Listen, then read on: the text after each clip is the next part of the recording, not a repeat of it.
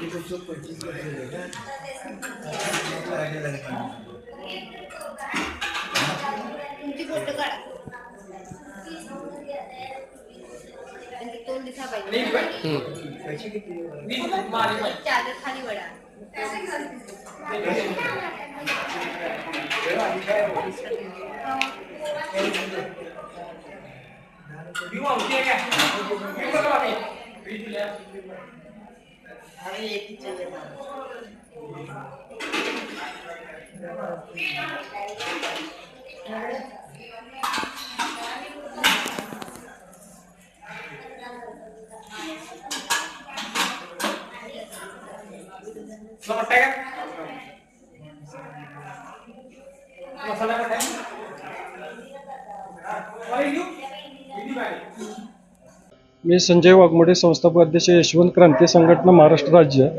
रात्री आमचे कावणे तालुका करवीर येथील मेंढपाळ शिवाजी बोराडे यांचा मानसपुत्र हे मेंढपाळ आहेत. यांच्या शेळ्या मेंढ्या घेऊन चुये येथे मुक्कामी असताना रात्री त्यांनी सगळ्या शेळ्या मेंढ्या आपल्या वाघरत गाठले आणि त्यांचा जो मानसपुत्र आहे त्याला तिथं सगळं हे करून हे घरी आले. रात्री पहाटेच्या दरम्यान काही अज्ञात वन्य प्राणी आले, कोल्ह्यासदृश्य वन्य प्राणी आले. त्या वन्य प्राण्यांनी त्या मेंढरांच्या कळपावरती हल्ला केला, परंतु हा कळपाच्या कडेला म्हणजे वाघराच्या बाजूला बाहेरच्या बाजूला झोपलेला असल्यानं पहिल्यांदा वन्य प्राण्यांनी येऊन त्याच्यावरती हल्ला केला. हा हल्ला करत असताना त्या तळावरती 2 कुत्र्याची पिल्ले होती, कुत्री होती.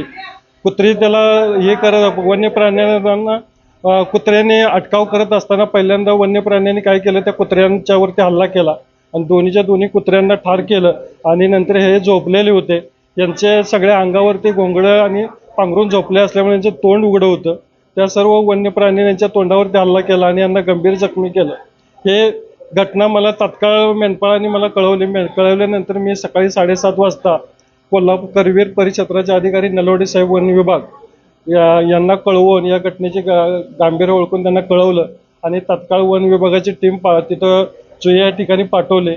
वन विभागाचं पथक इथं आलेलं होतं आणि या पेशंटला आमच्या मेंढपाळांनी CPR दाखल केलेलं आहे आणि डॉक्टरांनी त्याला औषधाची ट्रीटमेंट दिलेलं आहे.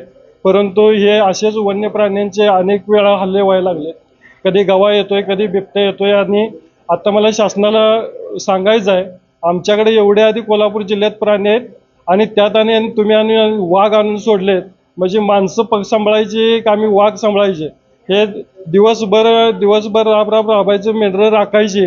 संध्याकाळी झोपल्यानंतर माणूस मेलेला जसा पडतो तशी मेंढपाळांची झोप लागते. आणि अशा वेळी जर त्यांच्यावरती वन्य प्राण्याने हल्ला केला, नशीब बलवंत तर ती थोडक्यात बचावली, जर ठार झाला असता तर सकाळपर्यंत कुणाला कळलं नसतं. तरी शासनाने याची गंभीर दखल घेऊन या सर्व वन्य प्राण्यांचा बंदोबस्त करावा. अन्यथा सगळे मेंढरं घेऊन आम्हाला जिल्हाधिकारी कार्यालयात घुसावं लागेल की आम्हाला शासनाला हा इशारा आहे. कारण आमची सहनशीलता आता संपत आले.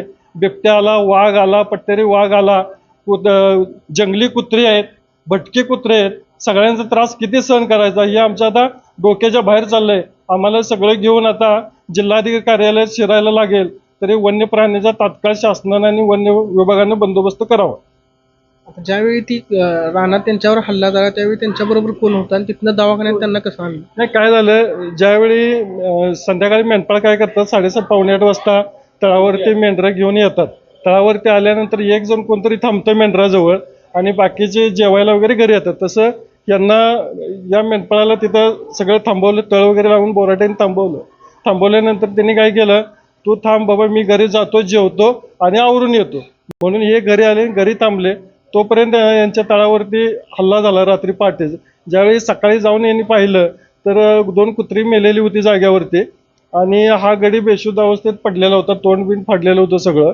मग ही सगळी घटना त्यांनी कळवल्यानंतर त्यांनी मला फोन केला.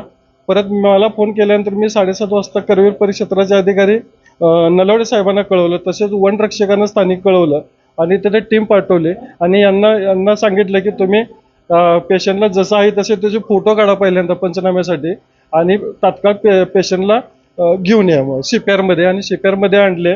वन विभागाचे अधिकारी पण CPR आले होते. त्यांनी सुद्धा इथे यायला मदत केली आणि पेशंट इथे गेला आणि आता उर्वरित टीम तिथं जागेवरती पंचनामा करायला गेलेले आहे. यांच्या पश्चात कोण आहे? यांचा भाऊ, पत्नी, मुले वगैरे काय, आई वडील? यांना तसं कोण नाही. यांनी शिवाजी बोराडे यांनी त्यांना लहानपणापासून सांभाळ केला आणि त्यांना मानसपुत्र म्हणून मानलेलं आहे.